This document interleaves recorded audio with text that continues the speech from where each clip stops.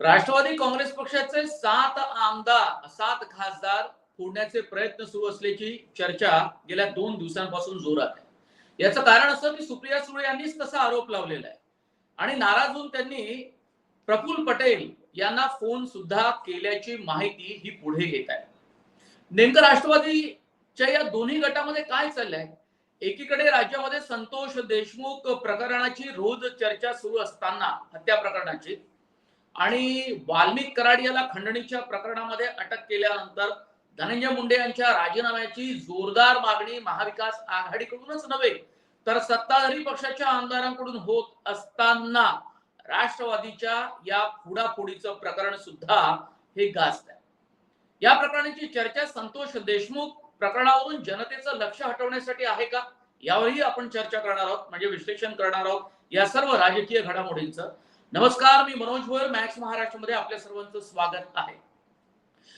सुप्रिया सुळे राष्ट्रवादी काँग्रेस पक्ष शरद पवार गटाच्या खासदार आणि नेत्या सुद्धा यांनी राष्ट्रवादी काँग्रेस पक्षाच्या म्हणजे अजित पवार गटाचे खासदार प्रफुल्ल पटेल यांना फोन करून नाराजी व्यक्त केली की सुनील तटकरे यांच्याकडून राष्ट्रवादी काँग्रेस पक्ष शरद पवार गटाचे 7 खासदार फोडण्याचे प्रयत्न सुरू आहेत आणि या 7 खासदारांना संपर्क केल्याचं सुद्धा त्यांनी म्हटलेलं आहे। याच मुद्द्यावरून या फुडाफुडीच्या राजकारणाची पुन्हा एकदा चर्चा सुरू झालेली आहे आणि यावर शरद पवार गटाचे नेते जितेंद्र आव्हाड यांनीही आपली भूमिका मांडली आहे। तिकडे उद्धव ठाकरे गटाचे खासदार राज्यसभेचे संजय राऊत यांनी सुद्धा आपली भूमिका मांडलेली आहे आणि सांगितलंय की नेमकं याच्या मागचं कारण काय। वेगवेगळ्या नेत्यांची वेगवेगळी वक्तव्य ही पुढे आलेली आहे। आपण पाहूया आव्हाड काय म्हणाले। 7 खासदारांना फोन लावल्याची ही सूत्रांची माहिती आहे असं आव्हाड म्हणाले आणि नंतर आव्हाडांनी हेही म्हटलेलं आहे की या 7 खासदारांनी सुनील तटकरे यांची ऑफर ही पूर्णपणे धुडकावलेली आहे, हा त्यांनी दावाच केलाय। एकीकडे सूत्रांची माहिती, दुसरीकडे ऑफर ही धुडकावून लावल्याची माहिती असल्याचा दावा केला गेलाय। शरद पवार आणि अजित पवार यांच्या एकत्र येण्याची चर्चा गेल्या काही दिवसांपासून सुरू आहे आणि त्यामुळे नितीश कुमार यांना धाकात ठेवण्याचा हा प्रकार असावा असं आव्हाडांचं म्हणणं आहे। राऊत काय म्हणताय, संजय राऊत, पवारांचे खासदार फुटत नाही तोपर्यंत राष्ट्रवादीला मंत्रिपद मिळत नाही असं भाजपकडून राष्ट्रवादीला सांगण्यात आल्याचा गौप्यस्फोट हा संजय राऊतांनी केलेला आहे। आता सुप्रिया सुळे यांच्या आरोपापासूनच या संपूर्ण प्रकरणाची सुरुवात झाली आहे।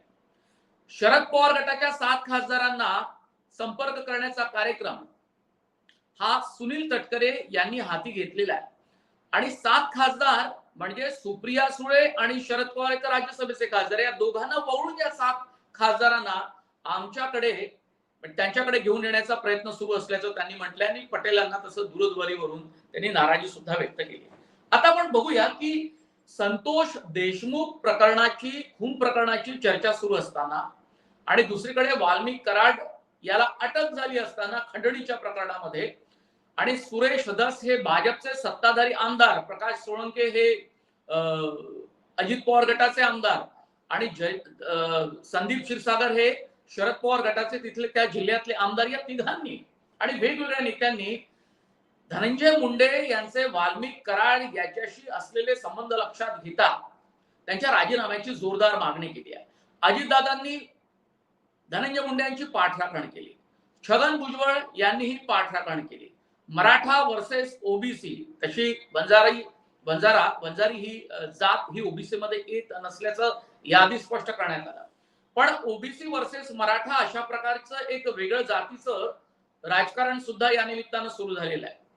हे सगळं सुरू असताना आणि धनंजय मुंडेच्या राजीनाम्याची चर्चा सुरू असताना राष्ट्रवादीमधली ही बातमी आणि त्याला प्रसार माध्यमांमधनं दिलं गेलेलं प्राधान्य सुद्धा आपण लक्षात घेतलं पाहिजे।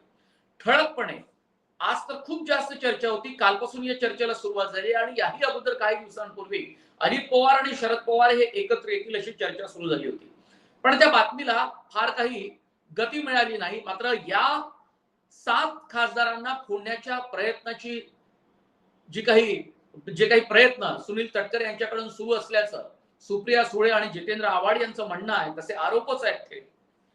या बातमीला मात्र खूप जास्त प्राधान्य दिलं गेलेलं आहे. आता याचं नेमकं काय कारण असं आपण बघूया.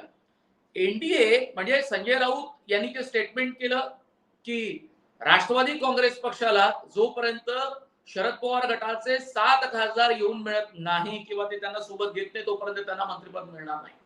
केवळ मंत्रिपद मिळवण्यासाठी म्हणून हे प्रयत्न सुरू आहेत का, हा एक मुद्दा. आणि एनडीए मधले काही अस्थिर घटक आहेत नितीश कुमार यांच्यासारखे, ज्यांच्या राजीनाम्याची सुद्धा चर्चा गेल्या काही दिवसांपासून सुरू होती आणि त्यांनी ती स्पष्टपणे नाकारली आणि मी एनडीए मध्येच राहणार हे पुन्हा एकदा स्पष्ट केलं. आणि तो व्हिडिओ खूप मोठ्या प्रमाणात व्हायरल झाला. त्याची सत्यासत्यता तपासून पाहिल्यानंतर, फॅक्ट चेक केल्यानंतर लक्षात आलेलं आहे की नितीश कुमारांचा हा व्हिडिओ खूप जुना होता, पण तो अचानक व्हायरल झाला. याचं नेमकं कारण काय? राष्ट्रीय राजकारणातल्या घडामोडींशी महाराष्ट्रातली ही घडामोड तिचा काही संबंध आहे का, हेही आपण पाहणार आहोत. या संदर्भातलं संजय राऊतांचं जे वक्तव्य आहे ते त्यांचं आहे, पण तरी सुद्धा अचानक 7 खासदार हे एनडीएला का हवे? अजित पवार गटात येणं याचा अर्थ असा होतो की ते 7 खासदार एनडीएला भरभक्कम स्थिती निर्माण करण्यासारखी सारखा आहे. त्याचं कारण असं की भाजपकडे 240 खासदार आहेत, नितीश कुमार यांच्याकडे 12 खासदार, तर चंद्रबाबू नायडू यांच्या तेलुगू देसम पक्षाकडे एकूण 16 खासदार, म्हणजे सर्वात जास्त खासदार आजच्या घडीला त्यांच्याकडे आहेत. एकनाथ शिंदेच्या शिवसेनेकडे 7 खासदार आहेत. रामविलास पासवान म्हणजेच एलजेपी, लोक जनशक्ती पार्टी, रामविलास पासवान गट, यांच्याकडे 5 खासदार आहेत आणि बाकी पक्षांकडे 2-1 असे खासदार आहेत. एकूण संख्या होते 293. ही लोकसभेतली एनडीएची संख्या आहे एकूण. आणि राज्यसभेमध्ये जर आपण पाहिलं तर भाजपचे साधारणतः 90च्या वर असलेले राज्यसभा खासदार आणि बाकी एनडीएतल्या घटक पक्षांचे खासदार म्हणून 125 हा आकडा आहे. त्यामुळे एनडीएला आता कुठेही धोका नाही. पण एनडीए मध्ये नितीश कुमार हे ऐनवेळी काय करतील, चंद्रबाबू नायडू हे ऐनवेळी काय करतील, याचा पुरेसा अंदाज हा नरेंद्र मोदी, अमित शहा यांना सुद्धा नाही. हे भरवशाचे साथी नाही, कारण यांनी भरवशाचं राजकारण यापूर्वी सुद्धा केलं नव्हतं. इंडिया ब्लॉक मधनं, इंडिया आघाडीमधनं फुटून बाहेर पडून नितीश कुमार यांनी राजीनामा देऊन भाजपची म्हणजे पर्यायानं एनडीएची पाठराखण केली आणि ते आताच्या घडीला एनडीए मध्ये, ते एनडीए मध्ये आहे. त्यावेळी ते इंडिया ब्लॉकचे निमंत्रक होते आणि त्यांचा चेहरा हा पुढे आणण्याचा जोरदार प्रयत्न सुद्धा सुरू होता, पण तसं झालं नाही. त्यांनी कोलांट उडी मारली. त्यामुळे नरेंद्र मोदी आणि अमित शहा यांची सोबत करत असताना आणि पर्यायानं एनडीए मध्ये एनडीएची सोबत करत असताना नितीश कुमार आणि चंद्रबाबू नायडू हे खूप भरवशाचे साथीदार नाही, हे नरेंद्र मोदी आणि अमित शहा यांना पुरतं ठाऊक आहे. एकीकडे मुख्यमंत्री केलं नाही म्हणून एकनाथ शिंदेची नाराजी सुद्धा आपल्याला पाहायला मिळत होती.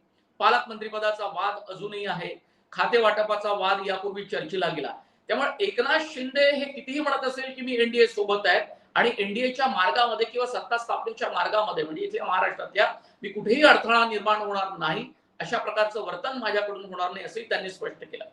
आणि त्यांनी नरेंद्र मोदी यांची नुकतीच सहकुटुंब भेट सुद्धा घेतली आहे. पण तरी सुद्धा एखाद वेळेस राज्यातलं राजकारण वेगळ्या मार्गाने गेलं तर आपल्या बाजूला भक्कम साथीदार हवा आणि त्याच्याकडे जास्त संख्या असावी. अजित पवार गटाकडे आता केवळ सुनील तटकरे हेच लोकसभेचे रायगड मतदारसंघाचे लोकसभा मतदारसंघाचे खासदार आहेत, म्हणजे एकच आकडा आहे. जर हे 7 खासदार आपल्याकडे आले तर त्यांची संख्या 8 होते आणि एकंदरीत एक स्थिर सरकार हे कायम 5 वर्ष राहावं. भलेही नरेंद्र मोदी जर हे 75 वर्षाचा निकष जर संघानं लावला आणि ते जर पंतप्रधान पदापासून दूर गेले आणि दुसरा कुठला एखादा चेहरा जर केंद्रीय राजकारणात आला आणि त्यांना पंतप्रधान पद हे दिलं गेलं संघाच्या आग्रहावरून, तर मात्र त्याही वेळी सुद्धा एनडीएची परिस्थिती ही अत्यंत भरभक्कम असावी, मजबूत एनडीए असावा. यासाठी अत्यंत दूरची चाल खेळून भाजपचे हे पुन्हा एकदा प्रयत्न नाही आहेत का? आणि भाजपनंच जर अजित पवारांनाही सांगितलं असेल की तुम्ही हे 7 खासदारांकडून आपल्या पक्षात आणा, म्हणजे एनडीएची सुद्धा स्थिती ही भरभक्कम होईल.